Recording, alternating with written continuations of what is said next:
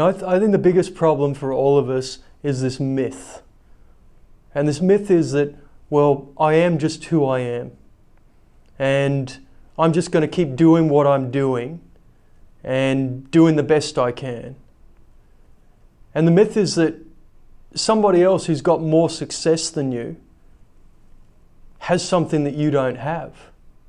The myth is, well, I am who I am. No, you're not who you are. You are who you train yourself to be.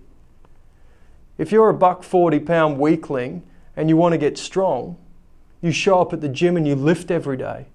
And over a period of time, that person that you used to be becomes this new version of you. And that myth that you are who you are falls apart in three key areas. The first is that it relates to your mind. None of us are taught how to think.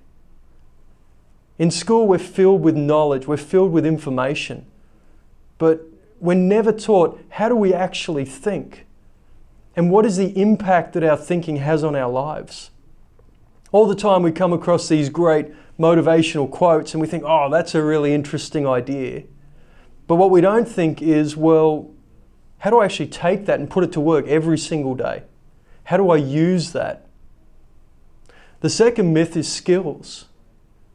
Most people don't read. Most people aren't learning skills. And with a small amount of effort, even just one book, you can learn skills that radically change your life. For instance, a great book on time management is a book called Eat That Frog by Brian Tracy. Time management is one of the hardest things for all of us in our modern society. 30 minutes of uninterrupted focus is near impossible for most people. And so if you get very focused on time management, you learn to step back, figure out what truly matters, and then focus your time on it every day.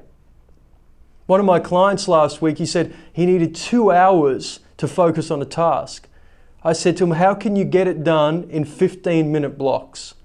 Instead of surfing the web or replying to emails and sinking your time into low-value junk, focus it on that stuff that really matters. Communications is another skill. The myth is that, well, I'm just not good at that, or that person's charismatic. These are skills. Everybody can learn to be charismatic. Everybody can learn to be an exceptional communicator. And again, it's easy to learn. Pick up Dale Carnegie, How to Win Friends and Influence People. Master that book and you'll be a long way to mastering communications. So that's the second myth, that you are who you are is the first. The second is that you're capable of what you're capable of. No, you're not. You're capable of whatever you train yourself to be.